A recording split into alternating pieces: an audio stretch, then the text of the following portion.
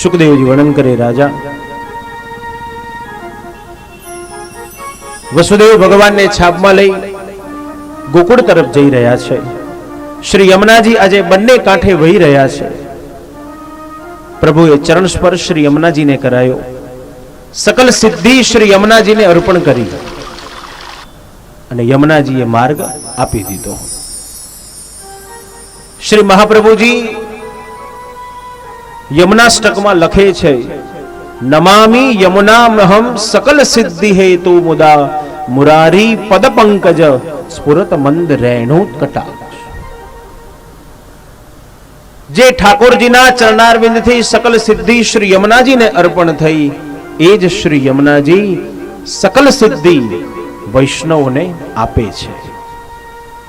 યમુનાજીના માધ્યમ દ્વારા પણ યમુનાજીની આનીથી સકલ સિદ્ધિ જે પ્રદાન થાય છે તે શ્રી યમુનાજી જે કૃષ્ણમય છે, કૃષ્ણ જેવા છે. શ્રી યમુનાજીના શણગાર તમે જુઓ, ક્યારેક દર્શન કરો શણગારના, તો યમુનાજીના શણગાર જોઈને તમને એમ જ થાય કે જાણે ઠાકોરજીના દર્શન ન કરતા હોઈએ. જે શણગાર ઠાકોરજીને ધરાવવામાં આવે છે એ જ શણગાર શ્રી યમુનાજીને પણ ધારણ કરવામાં આવે છે. અમારા આશ્રમમાં શ્રી યમુનાજી જે બિરાજે છે, અને જ્યારે જ્યારે અવારનવાર વૈષ્ણવો અમદાવાદ, વડોદરા, દાહોદ, ગોધરા દરેક સ્થાનોથી જ્યારે વૈષ્ણવ દર્શન કરવા આવે છે, અને એ સમયે વૈષ્ણવ યમુનાજીના દર્શન કરતા કરતા પોતાનો પ્રત્યુત્તર આપે છે કે શાસ્ત્રીજી, અમે દૂરથી દર્શન કરીએ ને તો અમને એમ ન લાગે કે આ યમુનાજી છે, અમને એમ જ લાગે કે ઠાકોરજીનું સ્વરૂપ બિરાજે છે. તો સ્વયં જે કૃષ્ણમય છે તે શ્રી યમુનાજી છે. સકલ સિદ્ધિ ઠાકોરજીએ શ્રી યમુનાજીને આપી, યમુનાજીએ માર્ગ આપ્યો. વસુદેવ ચાલતા ચાલતા ગોકુળમાં નંદ યશોદાને ઘેર આવ્યા છે. આજે યશોદાને ઘેર યોગ માયાનો પ્રાદુર્ભાવ થયો છે, પણ આખા ગોકુળમાં કોઈને ખબર નથી કે યશોદાએ દીકરીનો જન્મ આપ્યો કે દીકરાનો જન્મ આપ્યો. યોગ માયાની માયા છે. વસુદેવે ભગવાનને છાબમાંથી નીચે પધરાવ્યા, યોગ માયાને છાબમાં લીધી, અને જ્યાં વસુદેવ ગોકુળમાંથી મથુરા તરફ જઈ રહ્યા છે અને જગતનો બ્રહ્મ આજે પહેલી વખત ભગવાને રુદનની લીલા કરી. પરીક્ષિતે પૂછ્યું, મહારાજ ભગવાન રડ્યા? હા. શા માટે ભગવાન રડ્યા? સુખદેવજીએ કીધું, રાજા ભગવાન એક વખત નહીં 3 વખત ભગવાને રુદનની લીલા કરી. જ્યારે વસુદેવ ભગવાનને ગોકુળમાં પધરાવીને ગયા છે ત્યારે ભગવાને રુદનની લીલા કરી.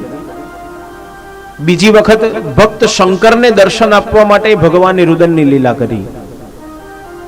અને જ્યારે ભગવાન વ્રજ છોડી અને મથુરામાં ગયા છે, યમુનાના કિનારે જ્યાં જાય, વ્રજ તરફ જ્યાં દ્રષ્ટિ જાય અને કૃષ્ણની આંખમાં આંસુ આવી જાય.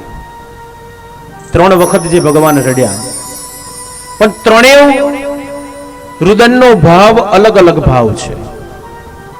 આજે ભગવાન પહેલી વખત રડ્યા, શા માટે રડ્યા? તો ભક્તો એના જવાબ આપે છે. એક ભક્તે કીધું, ભગવાન શા માટે રડ્યા? તો ભગવાન વિચારતા હશે કે આ પિતા કેવા છે કે આટલો સુંદર કનૈયો બીજાને ઘેર મૂકતા જરાય આમને દુઃખ થતું નથી કે આટલો સુંદર બાળક મારે બીજાને ઘેર મૂકી આવવાનો? ભગવાન રડ્યા એટલા માટે રડ્યા કે ભલે બાવા તમને મને છોડ્યાનું દુઃખ ન થતું હોય, પણ મને તમને છોડ્યાનું દુઃખ થાય છે, તેથી ભગવાન રડ્યા. બીજા ભક્તે કીધું નહીં, એટલા માટે નહીં. ભગવાને વિચાર્યું હશે કોઈ દુઃખીની પાસે જઈએ તો શું વ્યક્ત કરી શકીએ. એ સમયે કોઈ સારા વાક્યો કે સારા દ્રષ્ટાંત કામમાં નથી આવતા, પણ તમારા આંખમાંથી નીકળતા 2 આંસુ એમ કહી બતાવે છે કે હું પણ તમારા દુઃખમાં દુઃખી છું. વસુદેવ દુઃખી છે, કારણ 6 છ બાળકો જેના નાશ પામ્યા છે. તેથી આજે જાણે ભગવાન એમ ન કહેતા હોય કે બાબા હું પણ તમારા દુઃખમાં દુઃખી છું. તેથી ભગવાને રુદનની લીલા કરી. ત્રીજા ભક્તે કીધું નહીં એટલા માટે નહીં, ભગવાન વિચારે છે કે આ માં કેવી છે, આ યશોદા કેવી છે કે આટલો સુંદર કનૈયો એના આંગણે આવ્યો છે અને આ માં તો ઘસઘસાટ સૂવે છે. તેથી જાણે આજે યશોદાને જગાડવાનો પ્રયત્ન ન કરતા હોય. તેથી ભગવાને રુદનની લીલા કરી. અનેક જે કારણો ભક્તોએ બતાવ્યા.